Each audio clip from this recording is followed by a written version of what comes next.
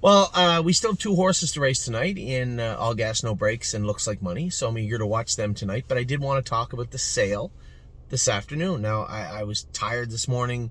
Just a long drive back. That snow, you guys know if you've ever driven through a snowstorm, it kind of wipes you out, I think, at the end of the day. Maybe it was just the traveling.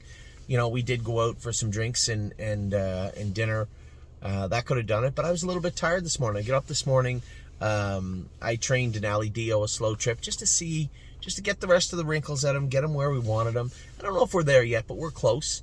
And I went with a number of babies. I will tell everybody right now, just so you all know, we do have a horse with a lifetime mark already, December 2nd. Jailbird Jog, 254. She went, and I don't call them lifetime marks unless they're below 3 minutes. And the fact that she'd made a couple of breaks on Amy, and Amy thought it was just immaturity and looking around. We put bell boots on her, we put trotting boots on her. I went out and I let her trot along, just 4 even quarters, and she is a very nice filly. Come in with her ears up, playing, nipping at people, couldn't blow a match out. She's in great shape, and she looks very, very good. Dr. Latessa was going up and down the barn, x-raying some horses today. I need to catalog that, and I'll bring that to you. There are a couple of horses with a couple of little OCDs that probably need to come out around Christmas time. Not a shock and not a big deal, but Jailbird Jog was very, very good. I'm very pleased with her. Who else did I go with? I went with the filly that I like that we had bought. What's her name? Duchess, Royal Duchess. I thought she went well also. Broke Sterling Hanover and Leland Hanover. They were the last 2 horses of the day. It's cold. Everybody's just trying to get their horses put away.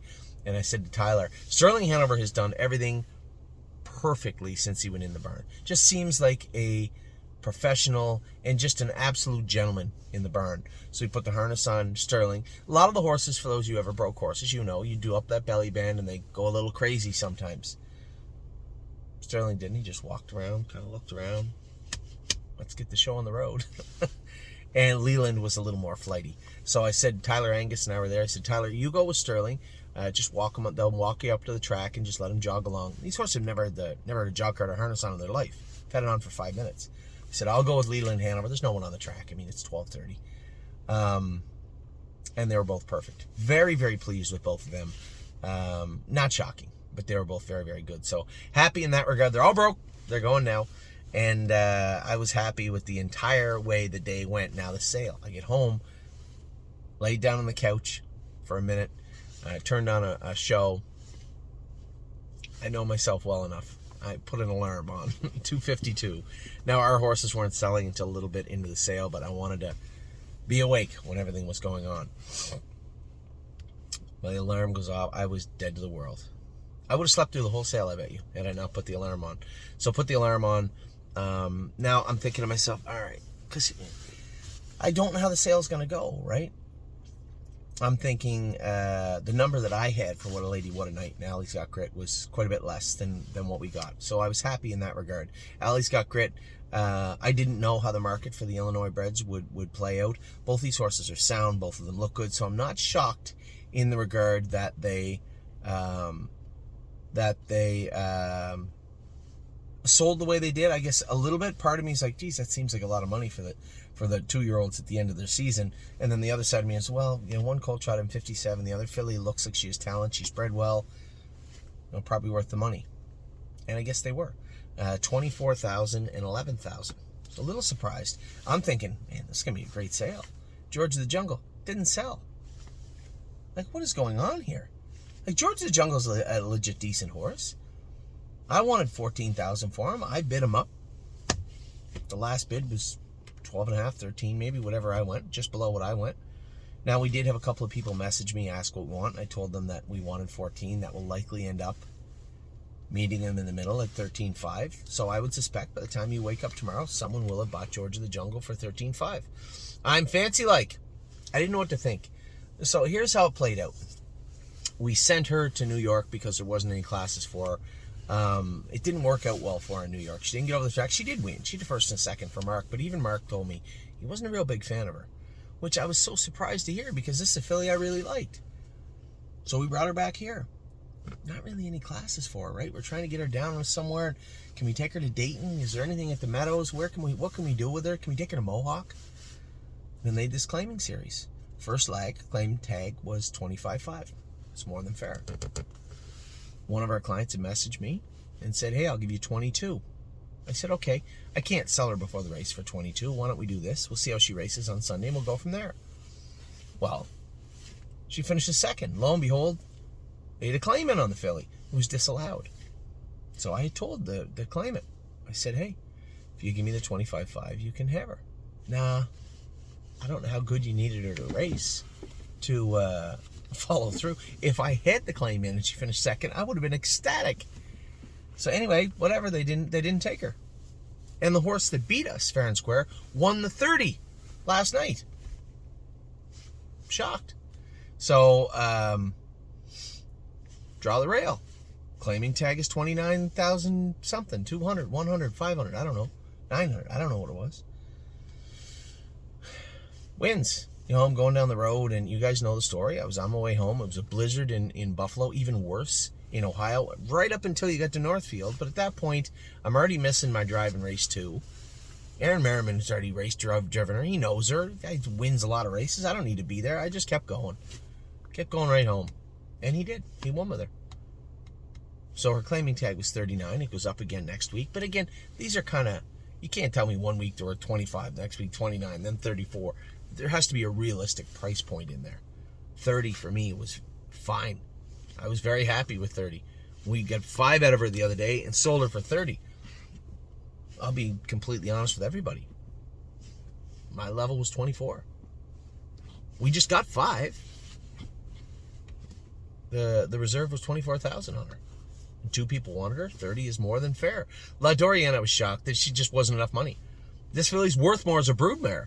And maybe that was my problem. I'm pitching her as this non-winner as a 2 filly. Maybe nobody looked at her breeding. She's well worth that as a broodmare. That's my bad. I should have made it clear, a little more clear, that, hey, maybe take a look at the pedigree page, not just the program. On the program alone, she's worth more than they didn't give us. They didn't give us for her. Factor in what her pedigree is, she's worth way more than that, in my opinion. So La Doriana, I bought her back. I think the bid was 14.5. Would I have taken 15? Maybe, I don't know. Love and Affection, it was a little low. Both her and Pickpocket sold, but they were on the low end of fair market. We paid a little bit more for her. She made a little bit. Nobody's taking a bath on Love and Affection. I just thought, of all the horses we're having trouble getting in, maybe she was one of the weaker ones. So we let her go at 11.5. Not the end of the world. Marching Forth, 15 was kind of my number. I thought 16, 17 was fair. Again, we got the high end. No, we got paid very well for the 2 Illinois breds. The rest of the day was either a little under or the bottom end of fair, or I bought them back. And that was kind of it. Even at George selling at 13.5, I had him at 14 before the sale, so the low end of fair probably. But Marching Forth, 15, we bought him for 15,200. He made a little south of 16 or 17, I think, and we sold him for almost what we bought him for. Not the end of the world. And Pickpocket at 45, that was the reserve. 44 was the reserve, sell on 45. And I thought that was the low end of fair. Again, we have 2 horses coming behind him. My biggest fear, and this is what I told Steve and our partners, was my biggest fear is that non-winner's a 5-8 doesn't fill, and we can't get him in at Dayton. Now we are on a desert island. There is nothing we can do. Now I'm looking to try and get him raced, not race him in the proper class. So that was my concern. I just didn't want to leave it to chance. So I said, especially since we have Irresistible Sun and Memory and Imagination almost ready, that's okay. We're okay with that. Brace for Landing, seeing that happen quickly, maybe I should have reduced. My asking price was 39, sell on 40. I believe the last live bid was 35, 36, somewhere on there. So I suspect somebody might call for Brace for Landing. It's not the end of the world. Scott joked with me after, said, is that like the 7th time you've bought this horse back? It really is like the 3rd time or 4th time. I just feel he's that to me, I guess knowing I took 45 for Pickpocket, yeah, I might have taken the 36 for Brace for Landing, I suppose. But it was on the very low end tip of fair market. I don't think we were getting beat, but we certainly weren't robbing anyone. And him, take him or leave him. I think that was a number that, okay, fine. Either way, I'm fine. And I suspect somebody will call for him. So really, of the entire horses that sold, didn't sell, whatever, La Dorienne was one that it just wasn't an acceptable number for me. The rest of the horses were right on the bubble. I think George will sell, and Brace for Landing may sell also. I have no idea. So that was the sale in a nutshell for us today. I did try to buy a couple of horses. They just went really high. Let's see how high they ended up going. Minotaur, we're selling horses better than Minotaur. So I originally looked at them and I went, I see they bought him back. Hudson Standard. All right, well, I don't blame them. Tricky Captain was $30,000. William McMillan. Patricia had pointed out and said, hey, this is a very similar situation to the Dio horse, but we paid a lot less for the Dio horse. $30,000 for a non-winners one Captain Treacherous this time of year. I mean, what I just told you is a dime a dozen. Non-winners 1, 2, 3 Captain Treacherous is in December that are racing. There's plenty of them out there. I don't have to pay $30,000 for one. Now, maybe he's a really nice horse. I have no idea. I certainly don't know enough about the horse to comment on that. Just not our price point, not what I'm looking for. So that is what took place this afternoon at the sale and this morning at the barn. We got a number of horses training tomorrow, training on Wednesday. I'm not at the Meadows Wednesday, which is good because I can qualify our horses. We're counting Jason's horse. We have 4 horses to qualify Wednesday at Northfield Park. I'm going to train our other girl. Oh my God, I'm losing my mind. The other trot and filly, she's going to be in this weekend. I'm going to train her up tomorrow on the race bike, get her tight. We're going to try and figure out who's going to Dayton Friday, who's going to the Meadows. I'm just talking right now with Jason and Tim about that so we can line up who's going where. I'm likely going to the Meadows.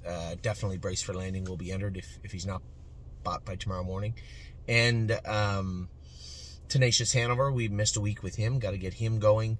I think we have about 4 to enter at the Meadows and 2 to enter at Dayton, if I'm not mistaken.